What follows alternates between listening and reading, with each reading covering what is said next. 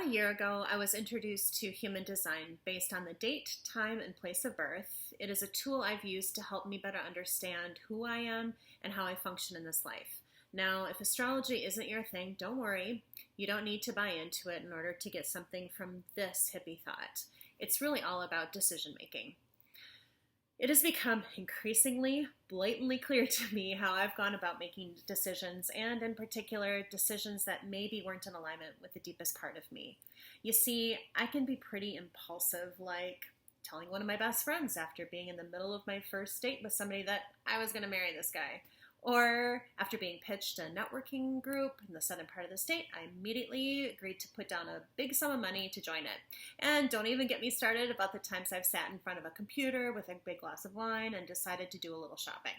Now, none of these decisions ended up working out the way I thought they would, and really, if I force myself to label these decisions as good ones or bad ones, they probably would have fallen in the realm of bad ones. But a run through of all the shitty decisions I've made in my life is not the commonality I want to talk about today. The commonality is how I came to make these decisions, how it fits within my design, and how I'm now bringing awareness to my process so I don't continue falling into the same patterns.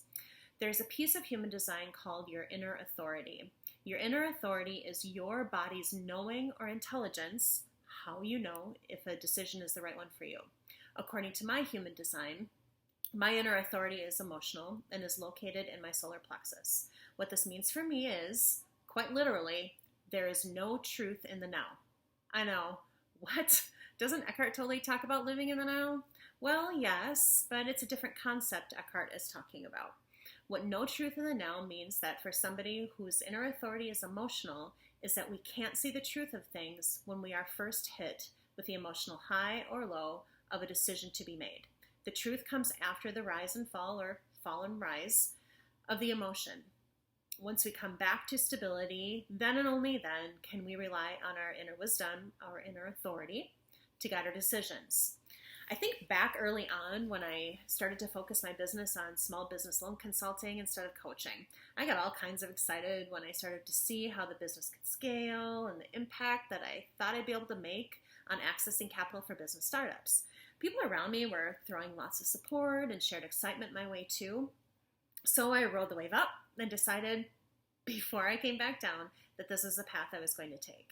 The wave came back down, and it took me a while before I realized that the decision I made was not in alignment with my divine guidance, my intuition. And I knew it wasn't because I was increasingly feeling like shit and becoming very frustrated, which, by the way, is my not self theme according to human design. I had been making decisions like this for likely my whole life, and I can now recognize when I did pull myself back from immediately jumping to a decision or a conclusion once the wave has started.